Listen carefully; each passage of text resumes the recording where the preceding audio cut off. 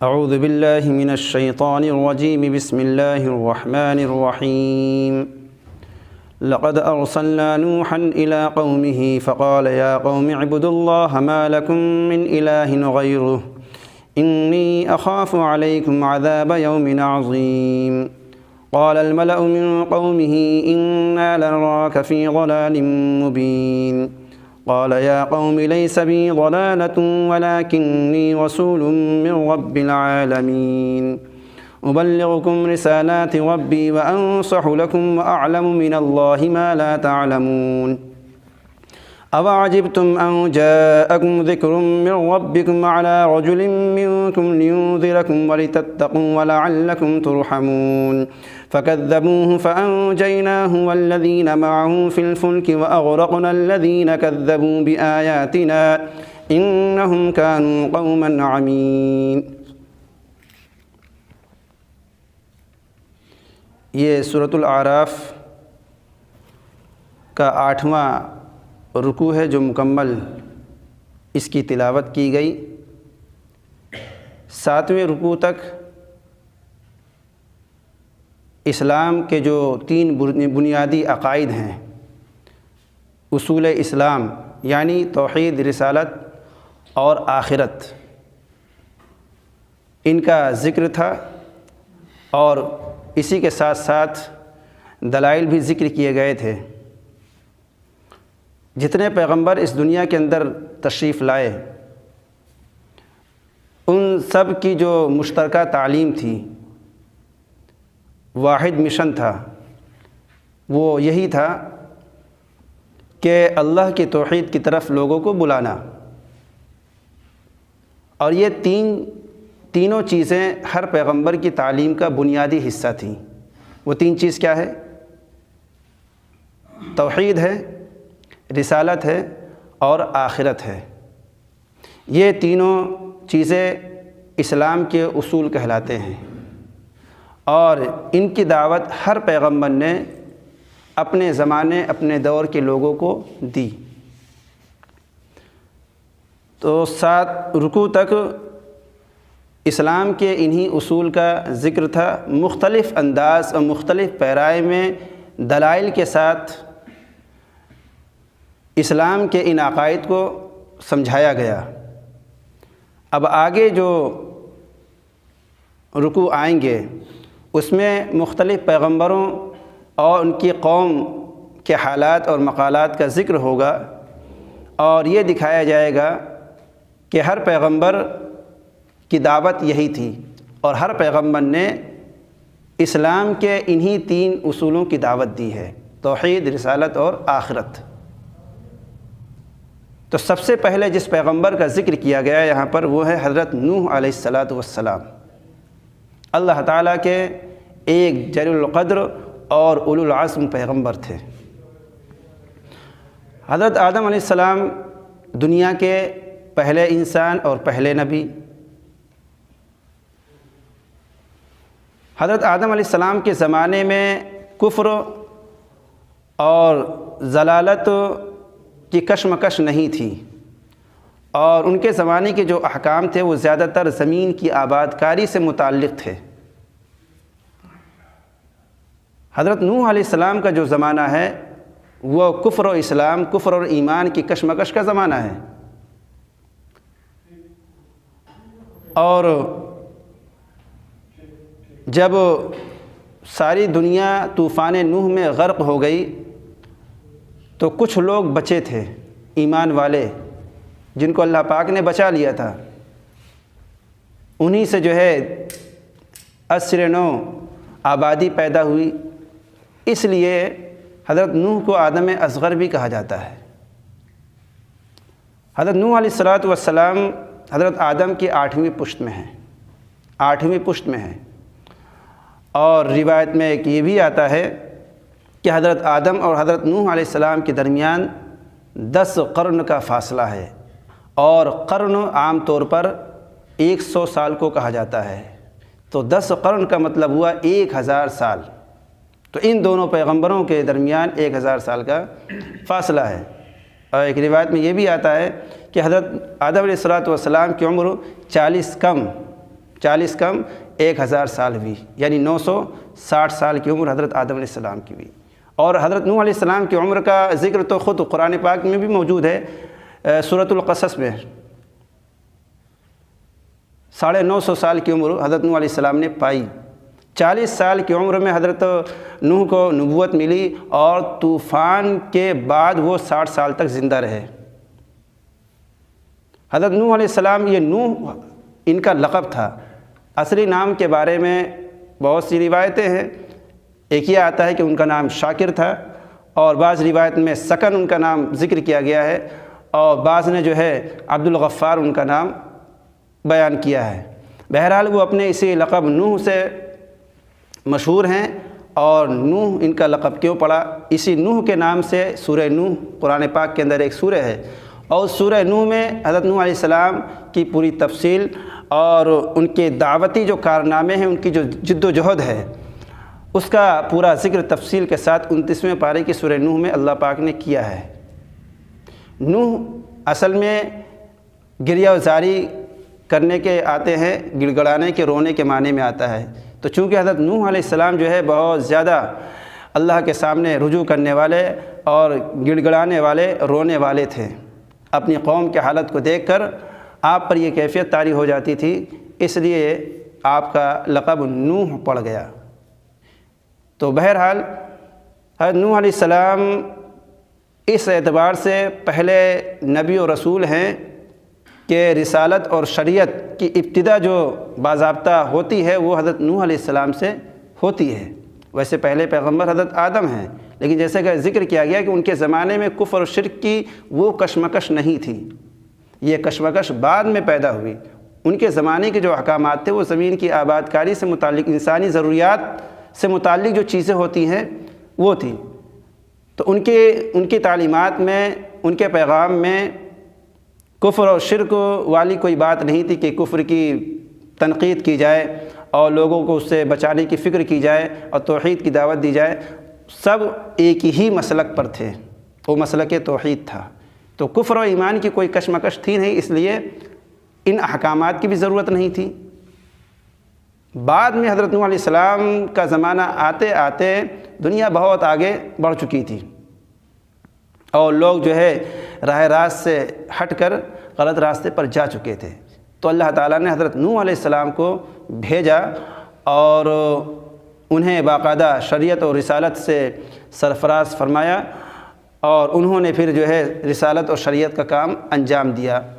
تو اس لحاظ سے ان کو آدم ثانی بھی کہا جاتا ہے، اور ان کو آدم اصغر بھی کہا جاتا ہے، کیونکہ جو دنیا جب عصر نو وجود میں آئی، لوگ وجود میں آئے، آبادیاں بڑھی، تو وہ انہی لوگوں سے بڑھی جو طوفان نوح میں بچ گئے تھے۔ ساری دنیا حضرت نوح علیہ السلام کے 3 اولاد کی نسل سے ہیں، حام، سام، یافس۔ ان تینوں سے ساری دنیا کے انسان وجود میں آئے، انہی سے ساری اولاد چلی ہے۔ تو بہرحال اس لیے انہیں آدم ثانی کہا جاتا ہے۔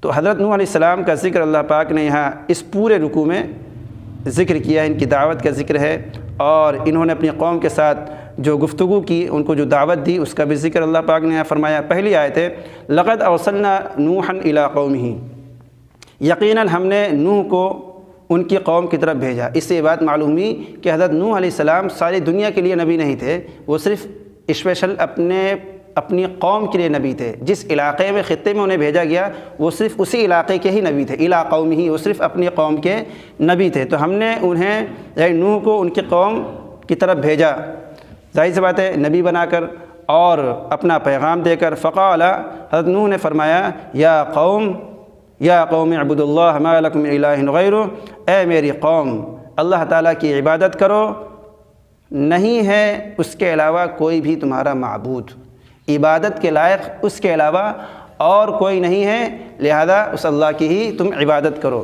تو پہلا کام، پہلی دعوت نبیوں کی یہی رہی ہے کہ اللہ کے بندوں کو اللہ کی توحید کی طرف بلایا جائے۔ ابھی آگے حضرت ہود علیہ السلام کا ذکر آئے گا، آگے اور دوسرے پیغمبروں کا ذکر آئے گا، سب نے اپنی دعوت کی شروعات یہی سے کی، یا قوم اعبدوا اللہ، یا قوم اعبدوا اللہ ما لکم من الہ غیرہ۔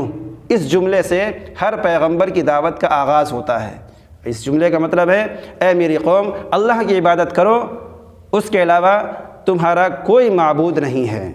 انی اخاف علیکم عذاب یوم عظیم، میں تمہیں ایک بڑے دن کے عذاب سے ڈراتا ہوں، مجھے اندیشہ ہے، ایک بڑے دن کے عذاب کا مجھے تم پر اندیشہ ہے، کیونکہ اگر تم میری بات نہیں مانو گے، جس چیز کی میں تمہیں دعوت دے رہا ہوں، اگر اس دعوت کو قبول نہیں کرو گے، میری بات کو نہیں مانو گے، تو مجھے ایک بڑے دن کے عذاب کا اندیشہ ہے کہ کہیں وہ تم پر آ نہ جائے اور تم اس میں مبتلا نہ ہو جاؤ۔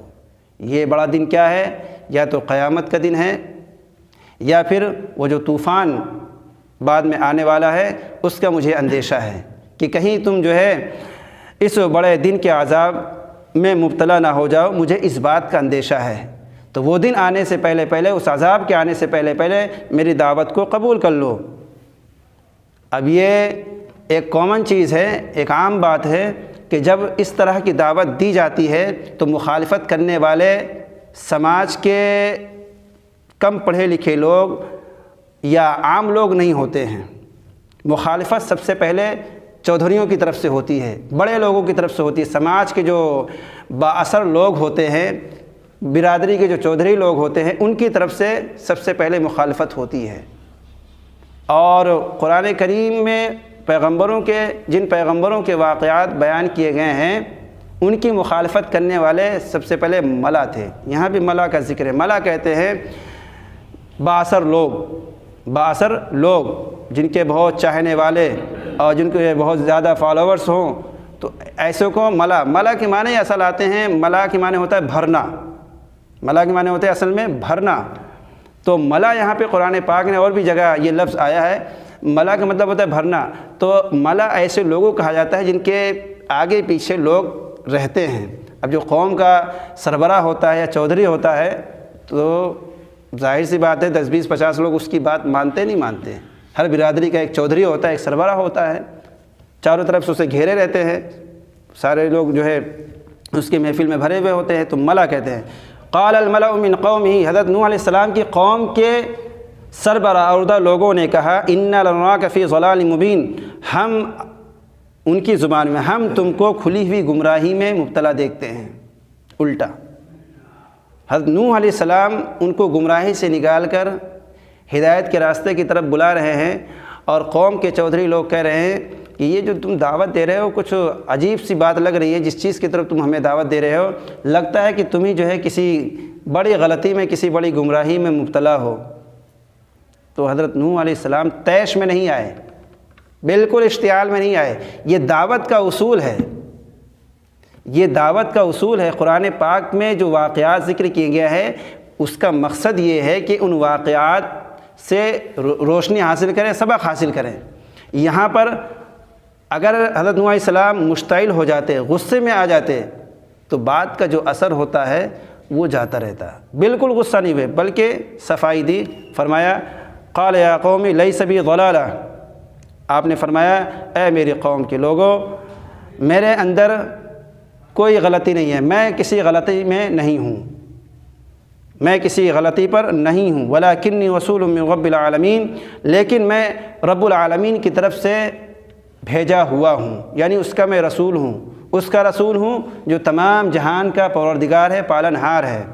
اور جو پروردگار کا پالنہار ہوتا ہے، رسول ہوتا ہے، وہ کسی طرح کی کوئی گمراہی یا غلطی پر نہیں ہوتا ہے۔ تو اس طریقے سے حضرت نوح علیہ السلام نے ان کی باتوں کا جواب دیا اور وضاحت فرمائی کہ میں کون ہوں۔ غصہ ان کی باتوں پر نہیں ہوئے، اور آگے فرمایا ابلغکم رسالات ربی، چونکہ میرے پروردگار نے مجھے اپنا رسول بنا کر بھیجا ہے تو میرا کام یہ ہے کہ میں اپنے پروردگار کے پیغام اور اس کے احکام کو تم تک میں پہنچاتا ہوں۔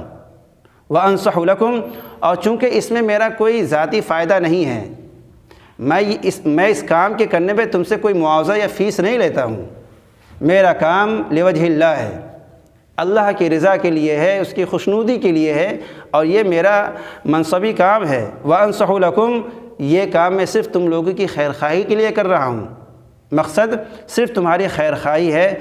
وَأَعْلَمُ مِنَ اللَّهِ مَا لَا تَعْلَمُونَ، اور میں اللہ تعالیٰ کی طرف سے جو باتیں آئی ہیں جو میں جانتا ہوں ما لا تعلمون وہ تم نہیں جانتے ہو، کہ اس کے ماننے پر اللہ تعالیٰ کی طرف سے کیا اجر و ثواب ملے گا اور اس کا انکار کرنے پر اللہ تعالیٰ کی طرف سے کیا عذاب ہے، اس کو جو میں جانتا ہوں تم اس کی حقیقت کو نہیں جانتے ہو، اس کا علم تمہارے پاس نہیں ہے، اس لیے تم اس کا انکار کر رہے ہو، اس کے منکر ہو رہے ہو۔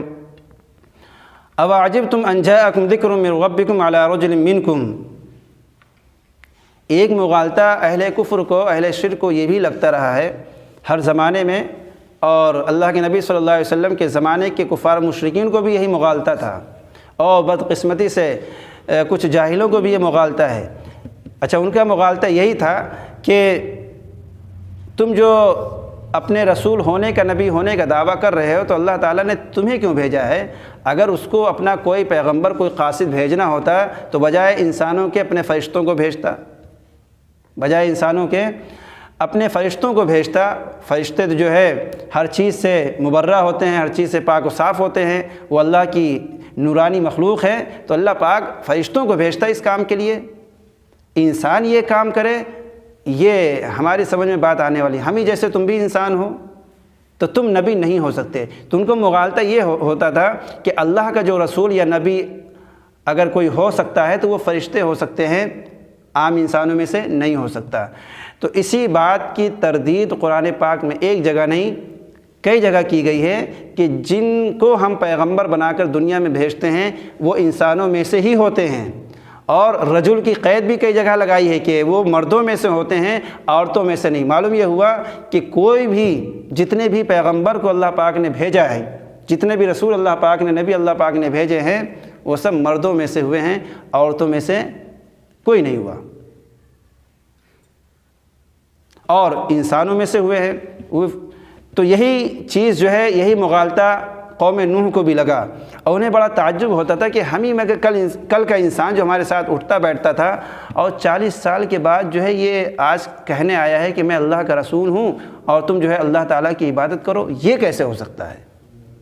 جیسے اپنے محاورے میں یوں سمجھو کہ یہ کل کا لڑکا آج ہمیں سمجھانے آیا ہے، ہمارے ساتھ تو چلتا پھرتا تھا، ہمارے ساتھ تو اٹھتا بیٹھتا تھا، ہمارے ساتھ تو آتا جاتا تھا، اور آج یہ بڑا عالم بن کے ہمیں سمجھانے آیا ہے، یہ کیسے ہو سکتا ہے؟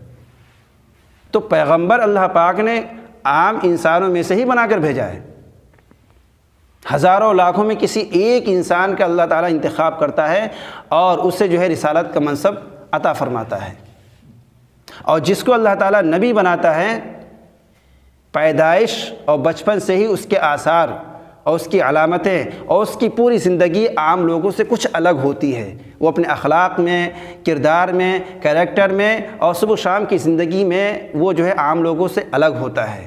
عام لوگ جو برائیاں کرتے ہیں یا جو حرکتیں کرتے ہیں وہ انسان نہیں کرتا جس کو اللہ تعالیٰ 40 سال کے بعد پیغمبر بنانا جس کا ارادہ کرتا ہے، تو اس کی زندگی الگ ہوتی ہے۔ جیسے اللہ کے نبی صلی اللہ علیہ وسلم کی جو زندگی ہے، نبوت سے پہلے کی زندگی، وہ عام لوگوں سے بالکل الگ زندگی ہے۔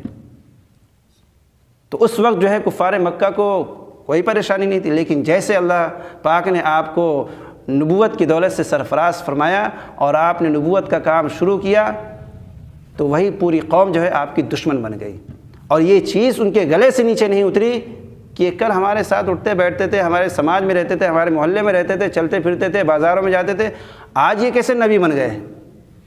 تو یہ مغالطہ ہر زمانے کی قوم کو ہوتا رہا ہے۔ تو اسی کا یہاں پہ ذکر ہے، اب عجبتم ان جاءکم ذکر من ربکم علی رجل منکم۔ حضرت نوح نے فرمایا کیا تمہیں اس بات پر تعجب ہے کہ تمہارے پروردگار کی طرف سے تمہیں میں سے ایک شخص نصیحت لے کر آیا ہے، علی رجل منکم، تمہیں میں سے، یعنی تم انسانوں میں سے، تمہاری قوم ہی میں سے ایک انسان کو، ایک شخص کو اللہ تعالیٰ نے نبی بنایا اور اللہ تعالیٰ کی نصیحت لے کر تمہارے پاس آیا ہے، تمہیں اس بات پر تعجب ہو رہا ہے کہ اللہ پاک نے تمہیں میں سے ایک انسان کو نبی بنا کر تمہارے پاس بھیجا ہے، تمہیں اس بات پر تعجب ہو رہا ہے، لِيُنذِرَكُمْ، تاکہ وہ تمہیں ڈرائے، نہ ماننے پر اللہ کے عذاب سے تمہیں ڈرائے، وَلِتَتَّقُوا، اور تاکہ تم بچ جاؤ۔ جب تم اللہ کی بات مانو گے، اس کی وحدانیت کا اقرار کرو گے تو تم جو ہے گناہوں سے بچو گے اور عذاب سے بھی بچ جاؤ گے، وَلَعَلَّكُمْ تُرْحَمُونَ، اور تاکہ تم پر رحم کیا جائے۔ یہ حضرت نوح علیہ السلام نے ان کو سمجھایا اور ان کو دعوت دی۔ نتیجہ کیا نکلا؟ فَكَذَّبُوهُ، ان لوگوں نے آپ کو جھٹلایا، آپ کی تکذیب کی۔ فَأَنجَيْنَاهُ، اللہ نے فرمایا ہم نے انہیں بچا لیا، وَالَّذِينَ مَعَهُ فِي الْفُلْكِ، اور ان لوگوں کو بھی بچا لیا جو ان کے ساتھ یعنی حضرت نوح کے ساتھ کشتی میں سوار تھے۔ ہر قوم کو اللہ تعالیٰ ایک حد تک ڈھیل دیتا ہے، اور جب ان کی وہ مدت اور مہلت کی مدت ختم ہو جاتی ہے، مدت پوری ہو جاتی ہے، تو اللہ تعالیٰ اس رسی کو کھینچ لیتا ہے۔ تو فرمایا وَالَّذِينَ مَعَهُ فِي الْفُلْكِ، آپ کے ساتھ کشتی میں جو لوگ سوار تھے یعنی ایمان والے، ان کو ہم نے بچا لیا، آپ کے ساتھ ساتھ انہیں بھی بچا لیا۔ ابن کثیر کے ایک روایت میں ہے کہ یہ 80 آدمی تھے۔ کتنے؟ 80 آدمی۔ 950 سال حضرت نوح علیہ السلام کی زندگی رہی، 40 سال کی عمر میں آپ کو نبوت ملی، اس کے بعد سے لے کے تا مدت وفات آپ تبلیغ کا کام کرتے رہے، اور اس کا رزلٹ کیا آیا؟ صرف 80 آدمی مسلمان ہوئے۔ اتنی لمبی مدت تک تبلیغ کا کام، دعوت کا کام انجام دینے کے بعد صرف 80 لوگ مسلمان ہوئے۔ یہ تسلی ہے پوری امت کے لیے اور خود اللہ کے نبی صلی اللہ علیہ وسلم کے لیے کہ آپ سے پہلے بھی ایک پیغمبر گزرے ہیں، آپ کی عمر تو نبوت کی عمر تو 23 سال ہے، پوری عمر تو 63 سال، لیکن جو نبوت کی جو زندگی ہے، نبوی زندگی، وہ صرف 23 سال ہے، اور ان کو تو کئی صدی والی زندگی ملی دعوت و تبلیغ کی، لیکن اس کے باوجود صرف اتنے کم لوگ مسلمان ہوئے۔ تو آپ تسلی رکھیے، آپ اپنا کام کرتے رہیے، آپ اپنا کام کرتے رہیے، جیسے کہ حضرت نوح اپنا کام کرتے رہے اور صرف 80 آدمی مسلمان ہوئے۔ نتیجے پر نگاہ نہ رکھیے، ہدایت کا دینا یا نہ دینا یہ ہمارا کام ہے، آپ کا کام نہیں ہے۔ تو ان قرآنی قصوں سے یہ اللہ کے نبی کو تسلی بھی دی جاتی ہے، اور اس کے ذریعے سے یہ اس کام کے کرنے والوں کے لیے بھی تسلی ہے۔ آپ ایک بار نہیں 100 بار جائیں، ہو سکتا ہے کہ آپ کی بات سمجھ میں ان کے نہ آئے، آپ کی قسمت میں ہو سکتا ہے کہ اللہ تعالیٰ نے جو ہے آپ کے ہاتھ پہ جو ہے کسی کی ہدایت نہ رکھی ہو۔ پوری زندگی آپ کام کرتے رہیں، کوئی بھی آپ کی بات نہ مانے، کوئی بھی آپ کے ذریعے سے مسجد نہ آ پائے، ہدایت کے راستے پہ نہ آ پائے، تو اس سے مایوس ہونے کی ضرورت نہیں۔ سوال یہ ہے کہ ہم اپنا کام کتنا کر رہے ہیں، اپنا کام کرتے رہیں، نتیجہ اللہ رب العزت پر چھوڑ دیں۔ حضرت نوح علیہ السلام بہت انہوں نے محنت کی، بہت زیادہ محنت کی، اور سالوں سال صدیاں اس میں بیت گئی، صرف 80 آدمی مسلمان ہوئے۔ بعض روایت میں یہ بھی ہے کہ 80 میں 40 مرد تھے، 40 عورتیں تھیں۔ تو ایک تسلی والی بات ہے کہ اللہ کے اتنے بڑے پیغمبر اتنے سالوں تک کام کرتے رہے اور صرف 80 لوگ مسلمان ہوئے، 80 افراد اسلام میں داخل ہوئے۔ تو اگر دعوت و تبلیغ کے کام میں اگر اس طرح کی جو ہے کوئی ناکامی سامنے آتی ہے، پیش آئے، تو اس پر جو ہے مایوس نہیں ہونا چاہیے، اس میں مایوس نہیں ہونا چاہیے۔ حضرت نوح علیہ السلام کے ساتھ بھی ایسے ہی ہوا۔